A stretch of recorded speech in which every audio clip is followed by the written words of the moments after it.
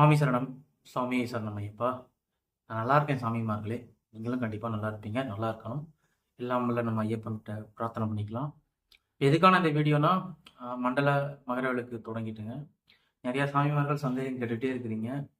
நான் எப்பயுமே வந்து வீடியோ போடுவேன். கொஞ்சம் லேட் ஆயிடுச்சு. என்ன மன்னிச்சுக்கோங்க. இந்த வீடியோல நம்ம என்ன பார்க்க போறோம்னா, ஸ்பாட் புக்கிங் பத்தி பார்க்க போறோம்.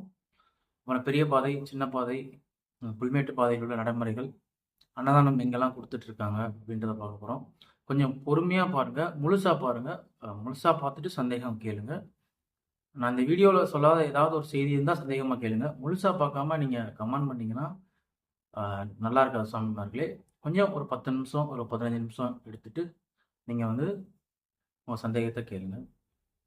ஃபர்ஸ்ட்டு விர்ச்சுவல் கியூ டிக்கெட் அவசியமான்னு கேட்டா, கண்டிப்பா அவசியம்.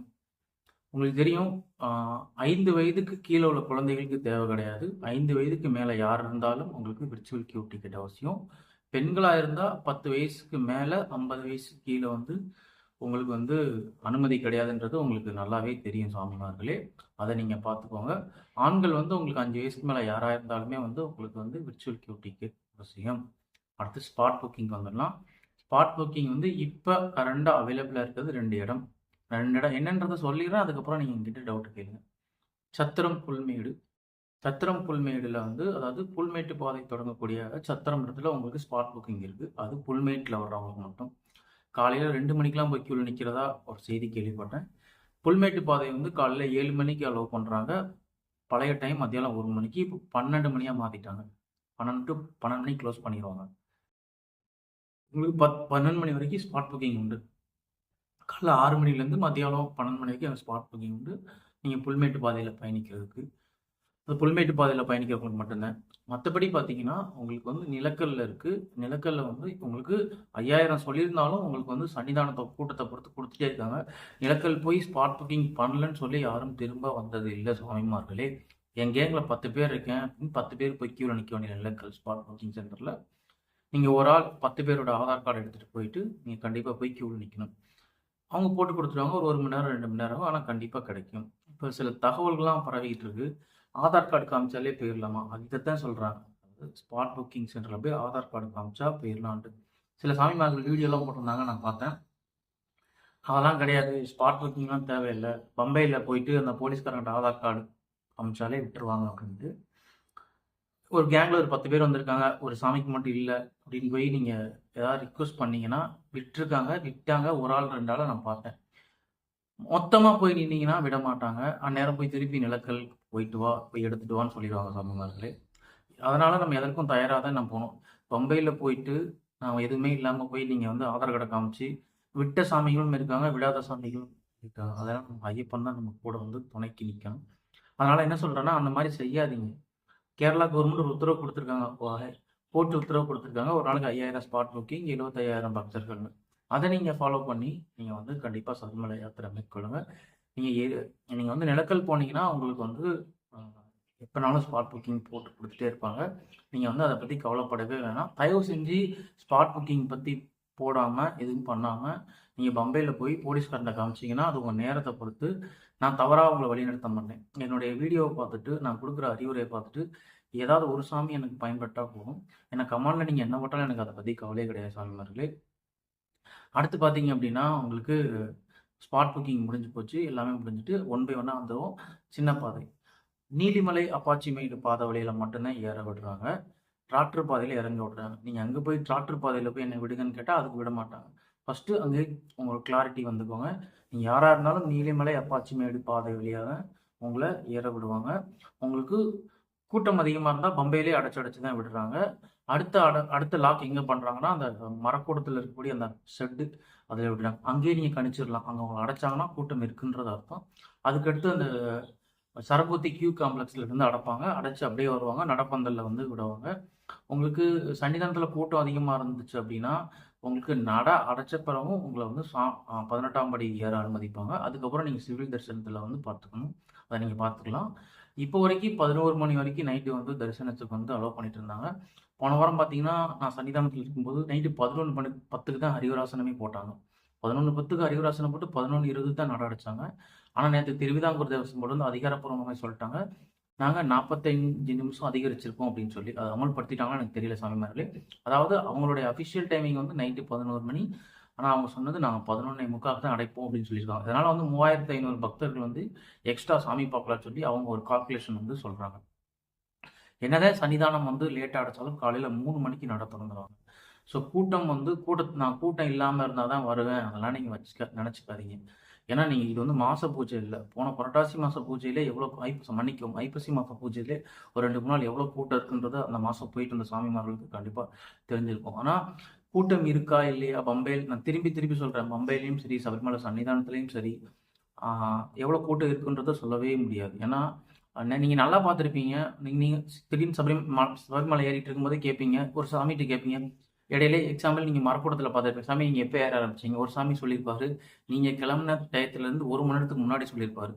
ஒரு சாமி சொல்லியிருப்பாரு நமக்கு ஏறி முடிச்சு 1/2 மணி நேரம் கழித்து அவங்க ஏற ஆரம்பிச்சிருப்பாங்க. ஸோ அந்த மீட் பண்ணுற டைமிங் பார்த்தீங்கன்னா மாறும், ஒருத்தவங்க நடையை பொறுத்துலாம் இருக்குது. அதனால் எதையுமே போட்டு கன்ஃபியூஸ் பண்ணிக்காதீங்க. எல்லாருமே விர்ச்சுவல் கியூ டிக்கெட் புக் பண்ணுங்கள். விர்ச்சுவல் கியூ டிக்கெட் புக் பண்ணி அன்னைக்கே வந்து ரயில் டிக்கெட் புக் பண்ணிவிட்டு அங்கே போய் அவசரப்படுத்திக்கிட்டு இருக்காதீங்க. உங்களுக்கு மெடிக்கல் எதுவும் இஷ்யூஸ் இருந்தால் அதுக்கான டாக்குமெண்ட்லாம் எடுத்துகிட்டு வாங்க. உங்களை நீங்கள் என்ன ரிக்வெஸ்ட் பண்ணாலும் உங்களை வந்து அந்த கழுதப்பாதை வழியை அலோவ் பண்ண மாட்டாங்க. சப்போஸ் அங்கே உள்ள போலீஸை ஏமாற்றி நீங்கள் கழுதப்பாதையில் போனாலும் சரி, மரக்கூட்டத்துக்கு முன்னாடியும் பின்னாடியும் ஒரு போலீஸ் இருக்காங்க, அவங்க உங்களை டைவெர்ட் பண்ணி விட்டுருவாங்க. நான் எப்பயுமே தவறான வழிமுறைக்கு நான் வந்து உங்களை வந்து தள்ள மாட்டேன். அடுத்த சாமிமார்கள் என்கிட்ட கேட்கக்கூடிய டவுட்டு, சாமி நான் வந்து ஒரு தேதியில் டிக்கெட் புக் பண்ணியிருக்கேன், இன்னொரு தேதியில் போகலாமான்னு கேட்டால் இப்போ வரைக்கும் அலோவ் பண்ணிட்டு இருக்காங்க. நான் அதுக்கு சப்போர்ட் பண்ணுவேனான்னு கேட்டால் எனக்கு தெரியாது. இது சம்மந்தமாக என்கிட்ட கேள்வி கேட்காதீங்க சாமிமார்களே. திரும்பியும் சொல்கிறேன், அவங்க தெளிவாகவே சொல்லிட்டாங்க. எப்பயுமே வந்து சபரிமலை யாத்திரை என்பது ஒரு மண்டல காலம் விரதம் இருந்து தன்னுடைய குருசாமியை தேர்வு செய்து அவங்களுக்கு தெரியும் குரூப் வந்து இன்னைக்கு தான் போக போகிறாங்கன்னு. கிட்டத்தட்ட 5 வருஷமாக வந்து விர்ச்சுவல் கியூ டிக்கெட் இருக்குன்றது உங்களுக்கு தெரியும். ஏன் இவ்வளோ வந்து ஒரு சோம்பேறித்தனமாக அந்த டேட் என்னைக்கு போகிறோம் எதுவுமே தெரியாமல் பிளான் பண்ணாமல் கார்த்திகை 1 வந்தால் மட்டும் ஏன் ஐயப்பனை பற்றி நினச்சிட்டு வரீங்க? இப்போலாம் கார்த்திகை 1க்கு 2 வாரத்துக்கு முன்னாடி டிக்கெட் முடிஞ்சு போயிடுது.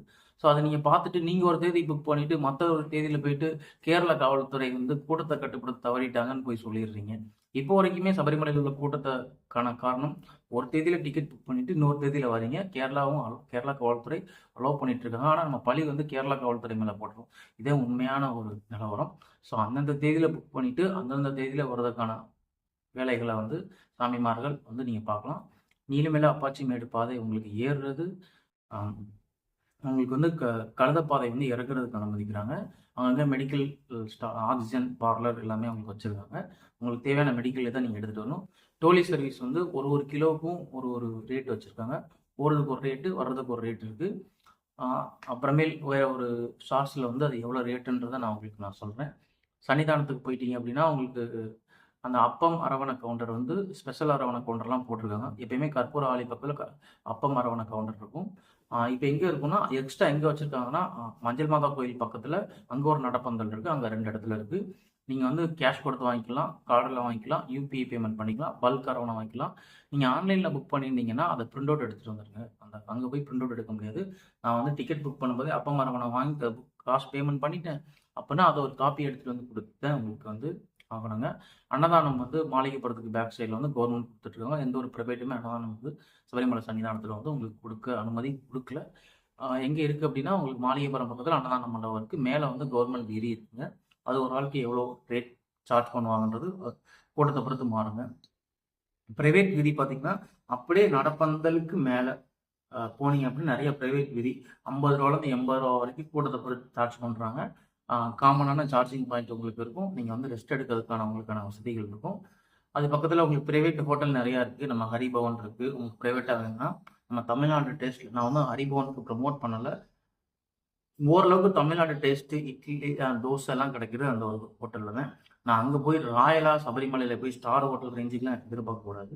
அங்கே வந்து நமக்கு வந்து ஓரளவுக்கு நல்லா இருக்குங்க, ரீசனபிளான ரேட்டு. ஏன்னா நம்ம போகிறது யாத்திரை, அங்கே போய் சொகுசான சுகமான உணவுகளை வந்து எதிர்பார்க்கக்கூடாது. ஓரளவுக்கு ஓகே. என்ன காரணத்துக்குன்னா நிறையான வயசான சாமிமார்கள் இருப்பாங்க. அவங்களால அன்னதானத்தில் க்யூவில் நிற்க முடியாது. அந்த காரணத்துக்காக அவங்கள நான் ரெஃபர் பண்ணுறேன். சாமி ஹோட்டலில் போய் சாப்பிட்றதும் சொகுசு தானே சொல்லுவீங்க, அவங்களால முடியலை வரிசையில் நிற்க, அதனால் அங்கே நான் உங்களுக்கு ரெஃபர் பண்ணுறேன் சாமிமார்களே. இதுதான் நடந்துட்டு இருக்கு. அப்போ மரவணக்கு ஒன்றை பார்த்தாச்சு. உங்களுக்கு அக்காமடேஷன் வந்து ஆன்லைன்லேயே புக் பண்ணிவிட்டு 15 நாளைக்கு முன்னாடி ஸ்லாட் ஓப்பன் ஆகுது. நீங்கள் ஆன்லைனில் புக் பண்ணிட்டு அக்காமடேஷன் ஆஃபீஸ் வந்தீங்கன்னா உங்களுக்கு வந்து அலாட் பண்ணி கொடுத்துருவாங்க. கரெக்டாக நீங்கள் அது எந்த டேட்டில் நீங்கள் ரூம் எடுத்துறீங்களோ அந்த டேட் தான் வரணும். மாற்றுவாங்களான்னு கேட்டால் அதை பற்றி எனக்கு எந்த ஒரு ஐடியாவுமே உங்களுக்கு வந்து இல்லை சாமிமார்களே. உங்களுக்கு நல்லா பார்த்துக்கோங்க. நீங்கள் வந்து உங்கள் காரில் வந்தீங்க அப்படின்னா, சப்போஸ் பம்பையில் பார்க்கிங் இருந்தால் மட்டும்தான் உங்களை அலோவ் பண்ணுவாங்க. அதுக்கு நிலக்கல்லே உங்களுக்கு டோக்கன் கொடுத்துருவாங்க. நிலக்கல்ல டோக்கன் வாங்கிட்டு நீங்கள் வந்து பம்பை வரணும். சப்போஸ் பம்பையில் இல்லைன்னா உங்களுக்கு நிலக்கல்ல தான் பார்க் பண்ணணும். சத்தியமாக அந்த வேனு பஸ்ஸு வந்து உங்களை வந்து பம்பைக்கு ட்ராப் பண்ண பஸ்ஸு அலோடு இல்லை. வேன் எனக்கு தெரியல. சப்போஸ் வந்து வேன் அலோவ் இருக்காது. ட்ராவலர் அலோவ் பண்ணுறாங்க. ஆனால் பார்க்கிங் அலோடு இல்லை ட்ராவலர். உங்களை ட்ராப் பண்ணிட்டு வந்துடணும். வேன் அலோடு இல்லை. அப்படி இருக்கும் பட்சத்தில் நீங்கள் நிலக்கல்ல இருந்து சன்னிதானத்துக்கு பம்பைக்கு நீங்கள் பஸ்ஸில் தான் வந்தாகணும். ஏசி பஸ் இருக்குது, நான் ஏசி பஸ் இருக்குது. பஸ் வந்து ஃப்ரீக்வெண்ட்டாக இருந்துகிட்டே இருக்குது. ஆனால் பக்தர்களோட எண்ணிக்கை அதிகமாக இருக்குது. ஸோ அதை கணிக்க முடியாது எப்போ எவ்வளோ பக்தர் வராங்க அப்படின்ட்டு. நீங்கள் கொஞ்சம் பொறுமையாக இருந்தால் உங்களுக்கு வர வேண்டியிருக்கும். திருப்பி இங்கேருந்து கரெக்டாக நிலக்கல்லேருந்து வந்துட்டீங்க.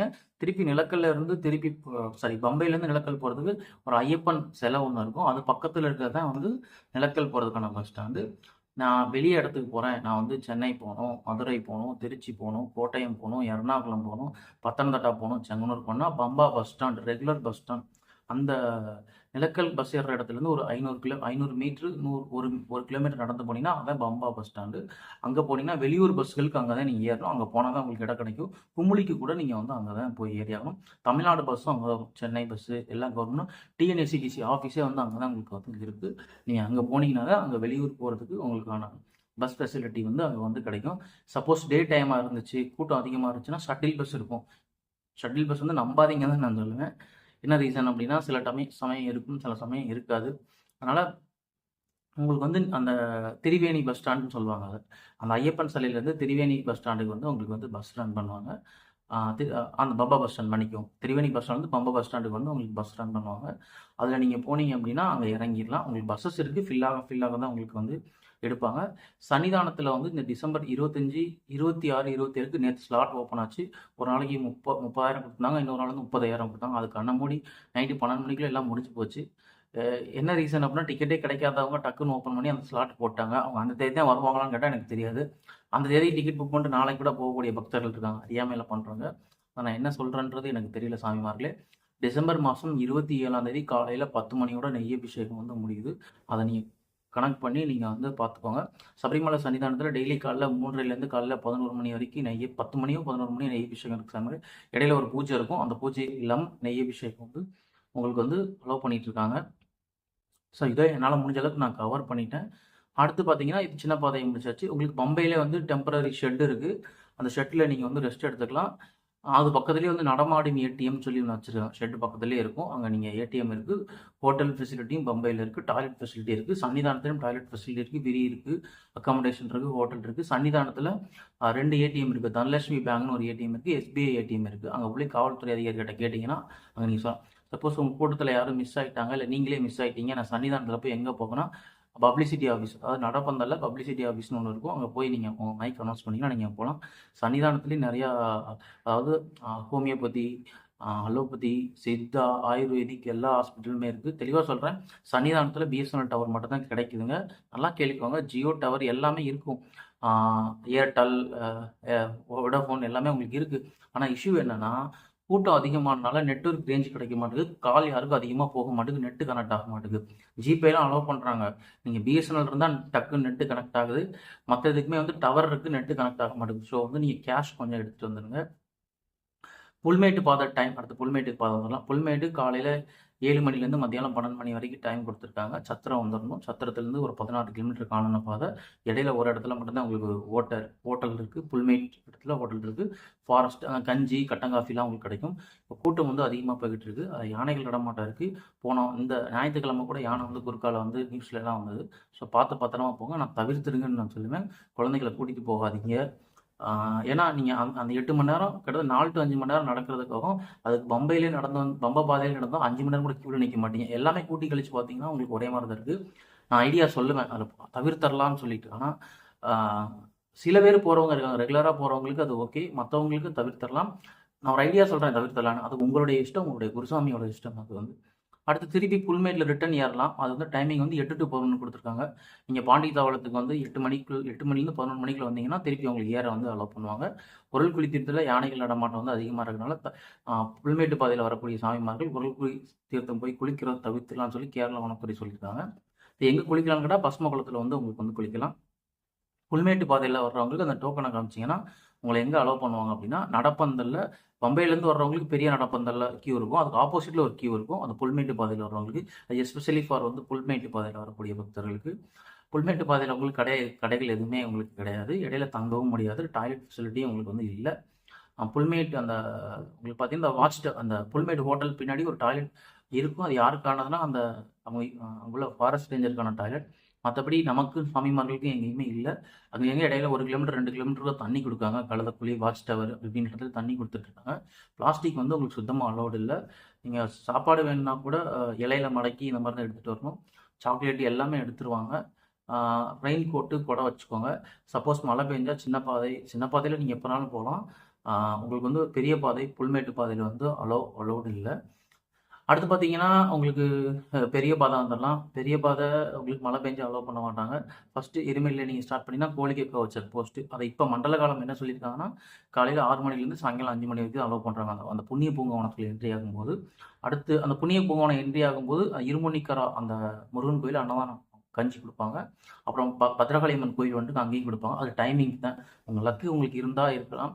அடுத்து காலைகட்டியில் உங்களுக்கு சில அன்னதானம் கொடுக்க ஆரம்பிச்சிட்டாங்கன்னு எனக்கு தெரியல. மேபி கொடுக்க ஆரம்பித்தா உங்களுக்கு கிடைக்கலாம். அடுத்து பார்த்தீங்கன்னா, உங்களுக்கு அழுதக்கடவு உங்களுக்கு வந்து டைமிங் பார்த்தீங்கன்னா, காலையில் 7 மணிலேருந்து மத்தியானம் 2:30 வரைக்கும் சொல்லியிருக்காங்க. அதுக்கு முன்னாடியோ பின்னாடியோ வந்தீங்கன்னா உங்களால் ஏற முடியாது அந்த டைமிங் தான். அடுத்து போனீங்கன்னா, அடுத்த விதி உங்களுக்கு நான் போனப்ப நான் கார்த்திகை 7 போயிருந்தேன். பெரிய பாதை உங்களுக்கு எப்படி இருக்குன்னு ஏன்னா உங்களுக்கு நான் சொல்கிறதெல்லாம் பார்த்துட்டு வந்து சொல்கிறேன். சும்மா நான் வந்து ஒப்பிக்கலை. நியூஸ்லேயும் பார்த்துட்டு நான் சொல்லலை. மற்றவங்க சொல்கிறத வச்சு நான் சொல்லலை. நான் ஒன்ஸ் போய் பெரிய பாதை, புல்மேட்டு பாதை, சின்ன பாதைலாம் போயிட்டு வந்துட்டு இந்த வீடியோ நான் பேசும்போது நான் ஒரு விஷயத்தை சாமிமார்களுக்கு கொண்டுட்டு போகும்போது நான் நேர்பட பார்த்துட்டு தான் நான் பேசுனதாக சொல்கிறேன். நான் போயிருந்தப்ப கல்லிடுமுறையில் தங்க விடலை. அந்த விதி ரெடி ஆகலை. மேபி இப்போ ரெடியாக இருக்கலாம். அடுத்து பார்த்தீங்கன்னா, முக்குழி டைமிங் பார்த்தீங்க அப்படின்னா, காலையில் 8 மணிலேருந்து மதியானம் 3 மணி வரைக்கும் விடுறாங்க. புளி தாண்டுறது அப்படின்னு. அப்படி அதுக்கப்புறம் கரிமலையில் எங்களுக்கு எந்த டைமும் சொல்லலை. மேபி இப்போ கரிமலை சொல்லியிருக்கலாம். அப்படியே இறங்கினீங்கன்னா உங்களுக்கு வந்து பம்பா வந்துடலாம். பெரிய பாதை வரக்கூடிய பக்தர்களுக்கு எரிமேலியில் ஸ்பாட் புக்கிங் இருக்கதா சொல்லியிருக்காங்க. எனக்கு அதை பற்றி ஐடியா இல்லை. நான் போனப்போ இல்லை. டோட்டலாக எந்த ஸ்பாட் புக்கிங்குமே 500 வரைக்கும் தரதா சொல்லியிருக்காங்க. ஆனால் தயவு செஞ்சு சின்ன பாதையில் போகிற யாருமே போய் எரிமலையில் போய் ஸ்பாட் புக்கிங் நின்று பெரிய பாதை வரக்கூடிய பக்தர்களுக்கு வந்து ஸ்பாட் புக்கிங் கிடைக்காம பண்ணிடாதீங்க. பெரிய பாதையில் வரும்போது உங்களுக்கு எந்த இடத்துலையுமே எந்த ஒரு அந்த டிக்கெட் செக்கிங் வந்து இல்லை. தயவு செஞ்சு டிக்கெட் இருந்தால் மட்டும் பெரிய பாதையில் வாங்க. எரிமேலி போய் டிக்கெட் கிடைக்கலாம், நீங்கள் நிலக்கல்ல தான் போய் எடுக்க வேண்டியிருக்கும். அது ஐயப்பன் கூட இருக்காரு. வேறு ஏதாவது சந்தேகம் அதாவது தயவு செஞ்சு எரிமேலியில் வந்து பெரிய பாதையில் வரக்கூடிய பக்தர்கள் மட்டும் ஸ்பாட் புக்கிங் போடுங்க. அது எங்கே இருக்குன்னா, அந்த சாஸ்தா கோயிலுக்கு ஆப்போசிட்டில் ஃபர்ஸ்ட் ஃப்ளோரில் இருக்குது. ரன்னிங்கில் இருக்கான்னு எனக்கு தெரியல. 500 டிக்கெட் தான் சொன்னாங்க திருவிதாங்கூர் தேவஸ்வம் போர்ட். இப்போ அவைலபிள் இருக்கா இல்லையான்றது எனக்கு தெரியல.